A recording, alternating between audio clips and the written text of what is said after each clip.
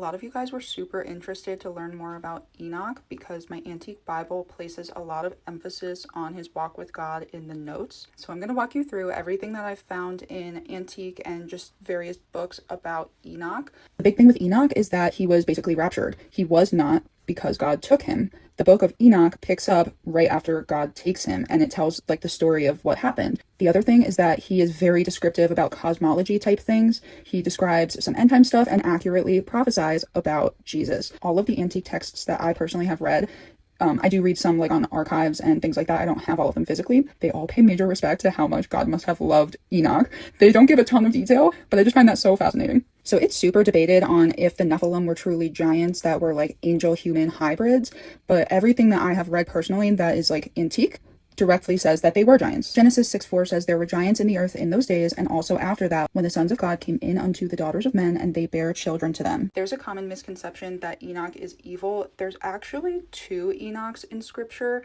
and we'll get into that. But the Book of Enoch, Enoch 1, is credited to the Enoch that walked with God in Genesis 5. I'm going to give you a quick basic rundown of the genealogies and why they're 2 totally separate Enochs. So the first child that they had together was Cain. Cain was evil. The second son they had was Abel. Abel was good. Cain was jealous of Abel, so he killed Abel. God gave Eve Seth, who is good. Cain marries his sister and has a child. He names it Enoch. Seth has a son named Enosh. This is not the Enoch that walked with God yet, but a few generations down, we get the Enoch that walked with God.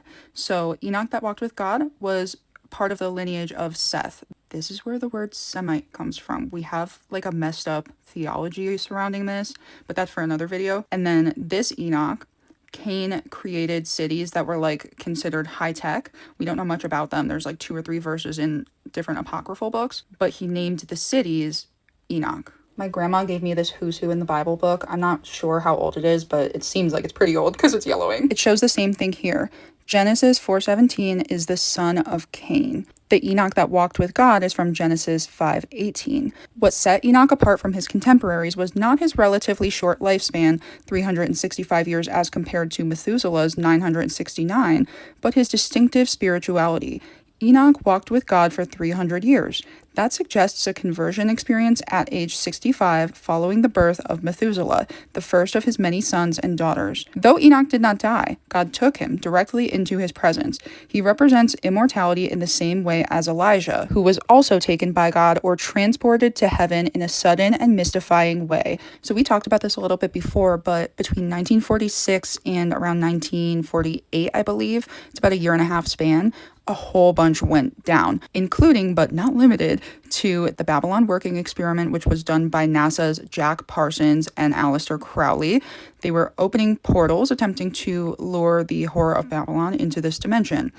A few months after they opened this portal successfully, Aleister Crowley passed away, and then the Roswell incident happened where that big UFO crash landed, and suddenly we had tons of different technology. A few months after that, a little boy was playing and he threw a rock into a cave and accidentally smashed a jar that had the Dead Sea Scrolls in it.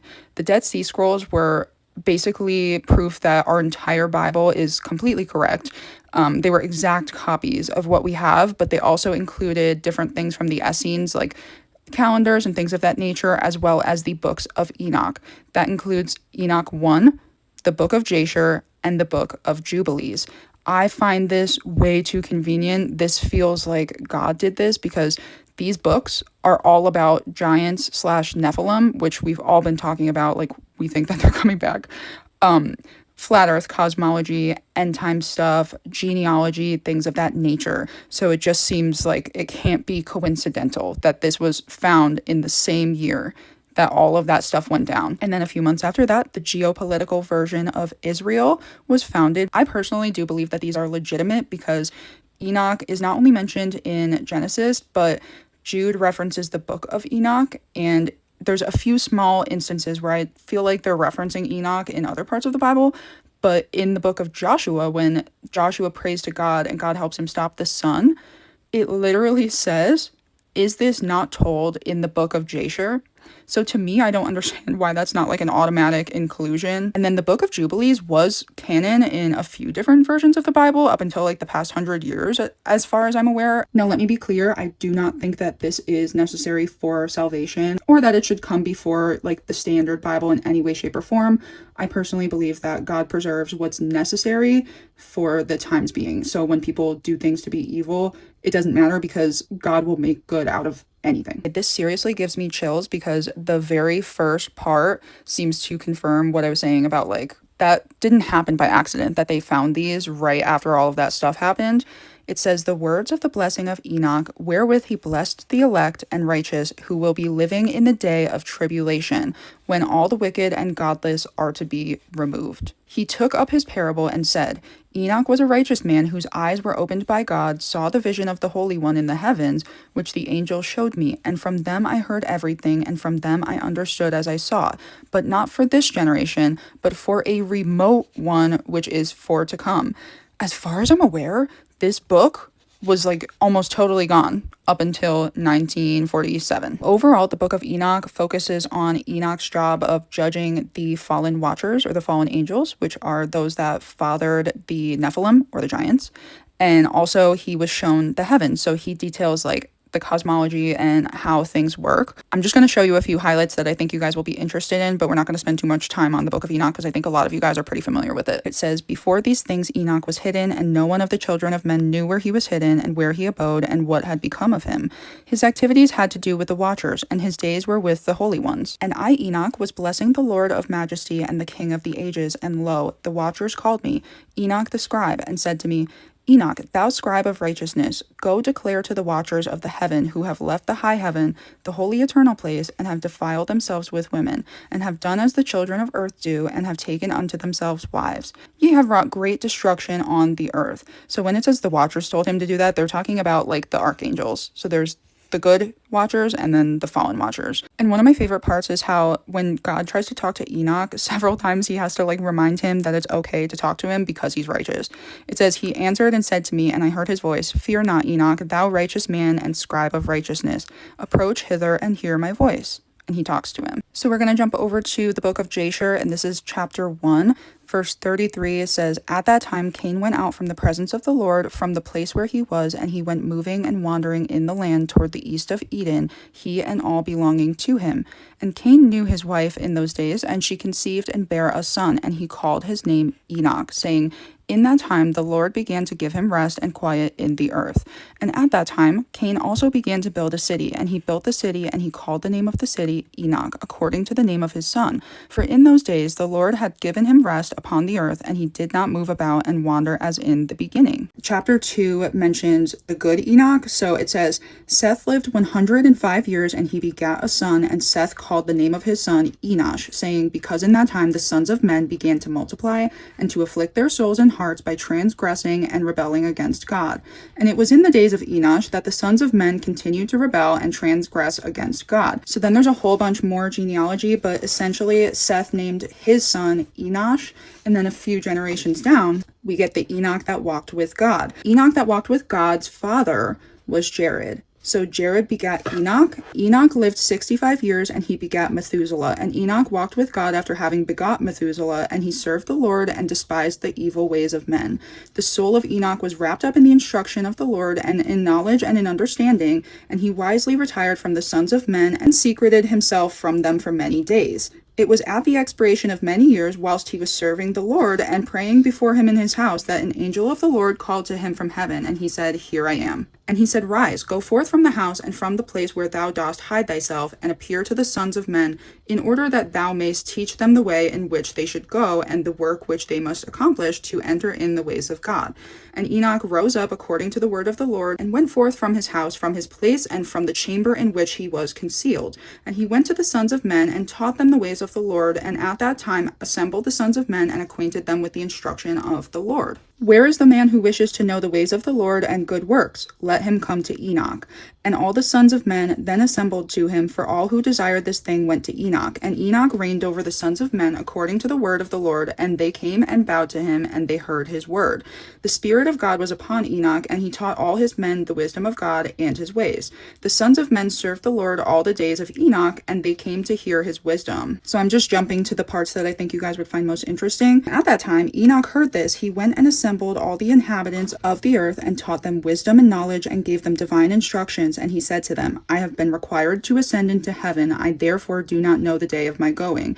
And now, therefore, I will teach you wisdom and knowledge, and will give you instruction before I leave you, how to act upon earth whereby you may live. And he did so. So he gives them instruction.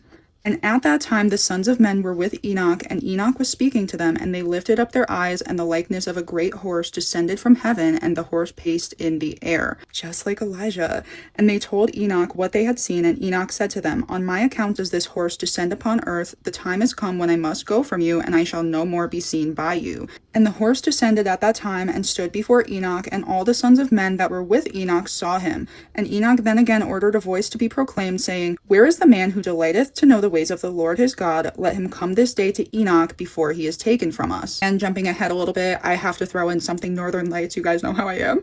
It was upon the 7th day that Enoch ascended into heaven in a whirlwind with horses and chariots of fire. And all those kings went to the place, and they found the earth there filled with snow, and upon the snow were large stones of snow. And one said to the other, Come, let us break through the snow and see, perhaps the men that remained with Enoch are dead and are now under the stones of snow. And they searched but could not find him, for he had ascended into heaven.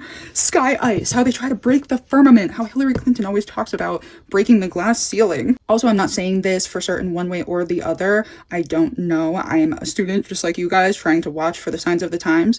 But it says, Cush also concealed them from his sons and brothers, and when Cush had begotten Nimrod, he gave him those garments through his love for him. And Nimrod grew up, and when he was 20 years old, he put on those garments. I know a lot of people are watching Barron because of that book series, like The Last President, and like his extremely large stature compared to his parents. And I know there's like a whole thing going on about that, so I'm not sure if this points to that, but I found that interesting. This is the Book of Jubilees, and we are currently in a Jubilee year. It says, Cain took Awan his sister to be his wife, and she bare him Enoch at the close of the 4th Jubilee. And in the 1st year of the 1st week of the 5th Jubilee, houses were built on the earth, and Cain built a city and called its name after the name of his son Enoch. Here's the Enoch that walked with God. Jared took to himself a wife, and her name was Beraka, the daughter of Rasujal. I'm sorry guys, I can't even pronounce regular words, so please excuse my bad pronunciations. A daughter of his father's brother in the 4th week of this Jubilee, and she bare him a son in the 5th week in the 4th year of the Jubilee, and he called his name Enoch. And he was the first among men that are born on earth who learnt writing and knowledge and wisdom, and who wrote down the signs of heaven according to the order of their months in a book, that men might know the seasons of the years according to the order of their separate months.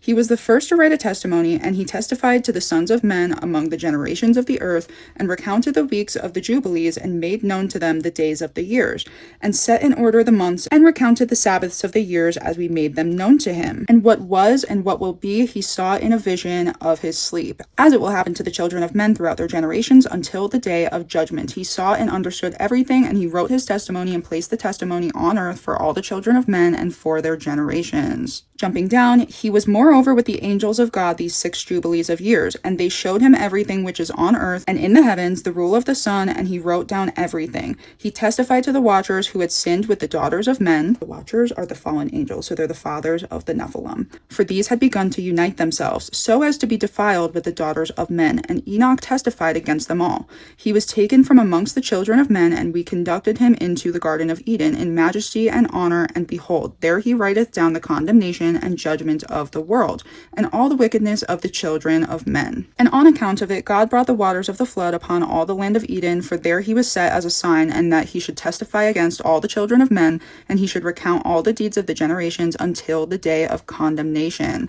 Remember, the other apocryphal texts say that Enoch and Elijah come back as the two witnesses. I got this book off of Amazon a while ago. It's a 210 book Holy Bible Apocrypha and Ancient History Master Collection, and it contains something called the Revelation of Elijah. This is technically Apocrypha, so do use discernment. If you're not like an Apocrypha or extra biblical text person, totally fine. I respect it. I'm just giving you guys the different threads that I have pieced together from reading all different things. It's up to you and your discernment to decide if it's for you, if it makes sense for you, etc., and no hard feelings either way. So it starts off by saying the revelation of Elijah, commonly called the Apocalypse of Elijah or Apocalypse of Elias, may have been written in the 1st or 2nd century AD, and some speculate Paul briefly quoted from the work in 1 Corinthians 2:9 and Ephesians 5:14, although the Ephesians reference is unlikely and the 1 Corinthians 2:9 reference would require the revelation of Elijah to be pre-Pauline, which may also be unlikely. The text may, however, have a more primordial core of material with other parts added in later, including an account of the Antichrist and the two witnesses identified in the book as Elijah and Enoch. So this is not the only text that lists them as the witnesses, so I feel like this makes sense based on the canon, but we'll wait and see. This wastes no time. He immediately starts preaching to people in the end times. He says, "The word of the Lord came to me, saying, Son of man, say to this people, why do you add sins to your sins and anger the Lord God who created you? Don't love the world or the things which are in the world, for the boasting of the world and its destruction belong to the devil." So yeah, like I said, use discernment with this stuff. I know not everybody is into like Apocrypha or extra biblical stuff, and that's totally fine. I personally just find it really fascinating. I do stay away from Gnostic stuff though, so if anything has a Gnostic label, I would recommend staying far away from that. Apocrypha and extra biblical, I usually just check to see if any early church fathers referenced it or if it's somehow like referenced in the Bible. But yeah, let me know what you guys think, and I will try to look for more stuff on Enoch in my books. If you guys are interested in that, just let me know.